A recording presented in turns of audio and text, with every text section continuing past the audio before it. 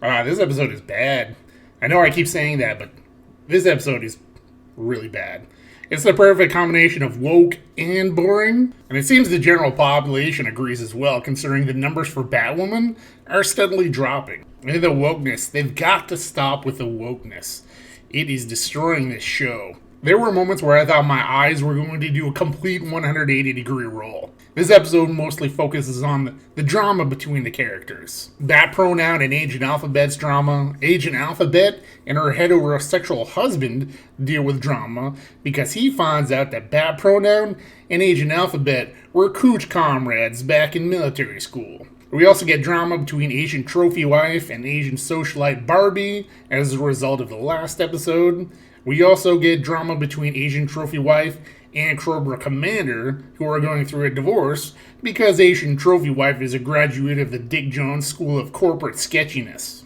The B story for the episode deals with an assassin called the Rifle, who's been killing people associated with the coil gun introduced in the last episode. Frumps McGurk has hired him to kill off all the coil gun scientists. I guess they don't have any schematics or blueprints for the gun, and coil gun science is just too hard for everyone other than 3 people in the entire world.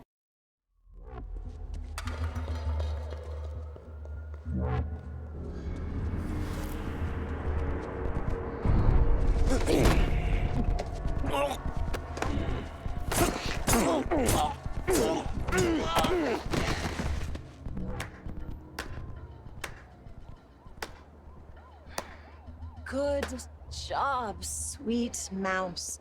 And that is how you kill someone the first time. I killed 2 men for you. Of the 3 I've requested. Mouse, can you tell our friend here why we hired him to kill those scientists? Because they were the only people on the planet who knew how to make that gun. And dear viewers, they really need to give Ruby Rose a couple of karate lessons. This is some of the worst fighting technique displayed since the previous episode. Hey.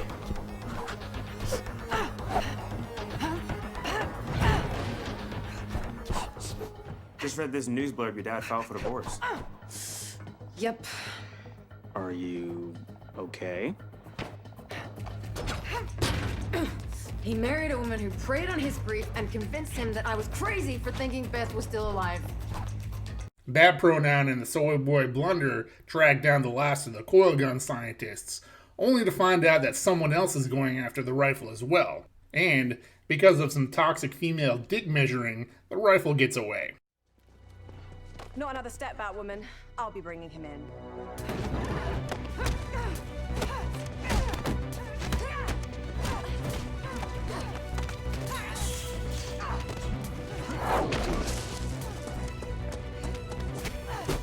Good news, Derek Holcomb got away. Bad news, so did the shooter.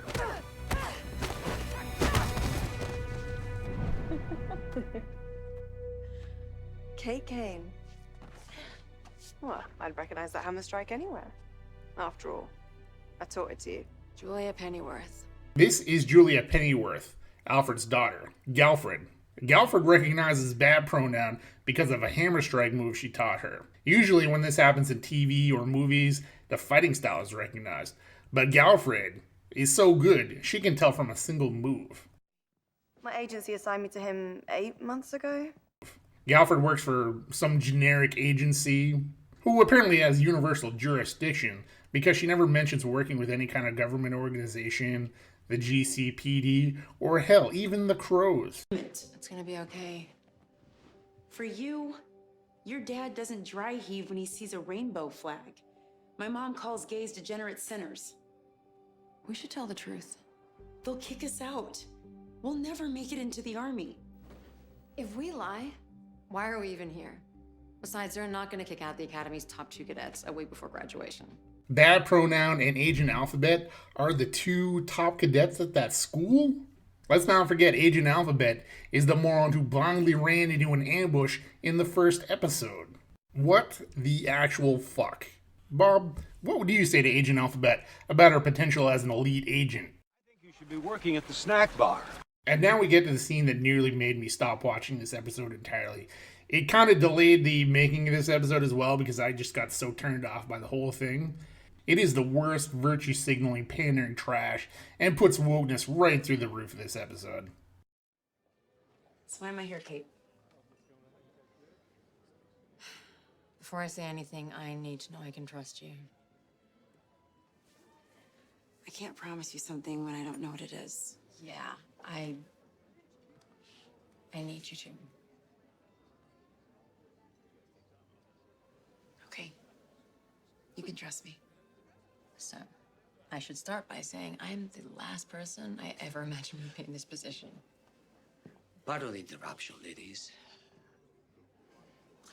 Unfortunately, sneakers are not allowed in the dining area. I'm surprised that you could see them considering they're hiding underneath our table. Dress codes are dress codes. That guy right there is wearing sneakers. Maybe you would enjoy instead our lunch outside. Thank you, but we're really good here. Sophie, my love, what would you like to eat? Kate. Signora, let's avoid the scene. Then admit that the only thing offensive about my shoes is me. Kate, chill. Please tell me you get what's happening right now. Miss, I need to ask you to leave. Oh. Then I need to call my stepsister, Mary Hamilton. Do you know her? Because she knows you and 3.5 million other people. Yeah, one snap from her, and she'll shut this place down faster than you can say, gay people make me feel uncomfortable.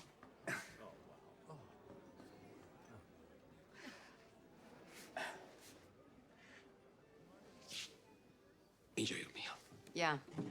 Thanks, but we're not hungry anymore. This guy tries to kick Bat Pronoun out of the restaurant for simply touching another woman's hand.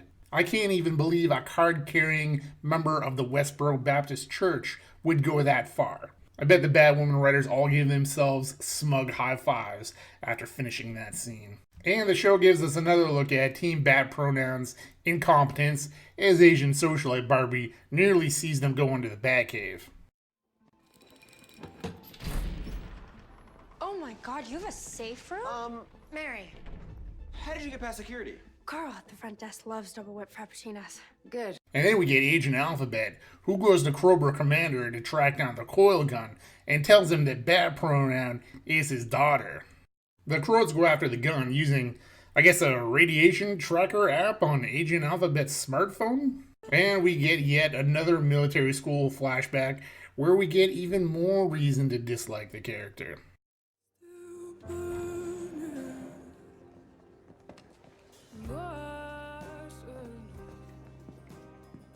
That's Kate's sharpshooter competition medal. Cadet Kane doesn't go here anymore. Do you even know how she won that? Guess it doesn't really matter, does it? She didn't even try. In fact, she was so hung over from tequila shots the night before, it was insane anyone even handed her a gun. And she still managed to be the best. Out of 200 other cadets, she hit the target dead on every time. Because Kate Kane doesn't waver. She did more for this school than anyone who's ever gone here. So you can scrub her name from every plaque and banner and roster. But you will never erase her or the effect she's had on the people here. Back in reality, Agent Alphabet finds Bat Pronoun just standing around, and she immediately begins spilling her guts about how she regrets what she did back in military school and all of that good stuff. This is what top cadet material gets you. Someone who will drop their guard and start blubbering like a teenager in a sketchy building where someone has a high-powered weapon.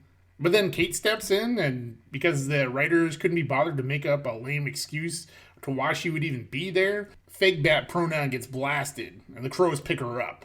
Real Bat Pronoun grabs Agent Alphabet's gun and goes after fake Bat Pronoun.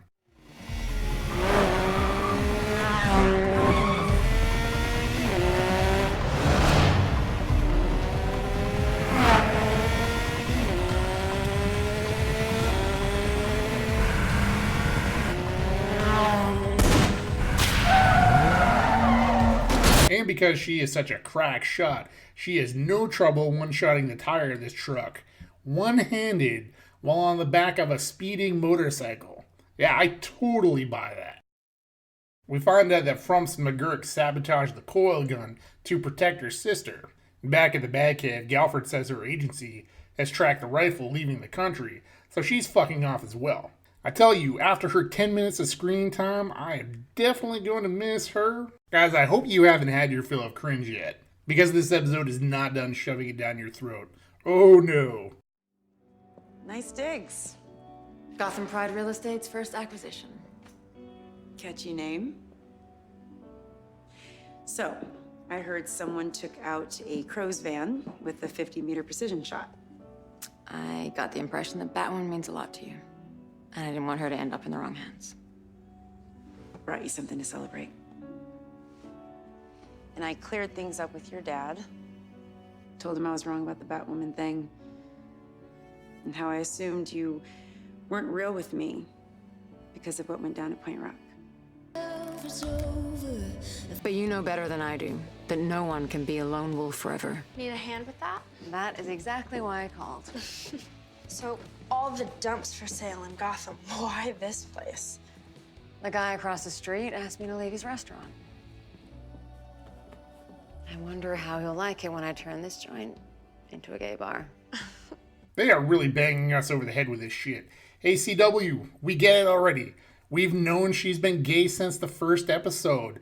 How about trying to give her an actual personality other than smugness? The episode ends with a reveal that Pleatherface has been masquerading as Cobra Commander this whole episode. I'm sure you're all dying to know where this is heading. As for me, I'm heading to find the least woke thing I can find to watch.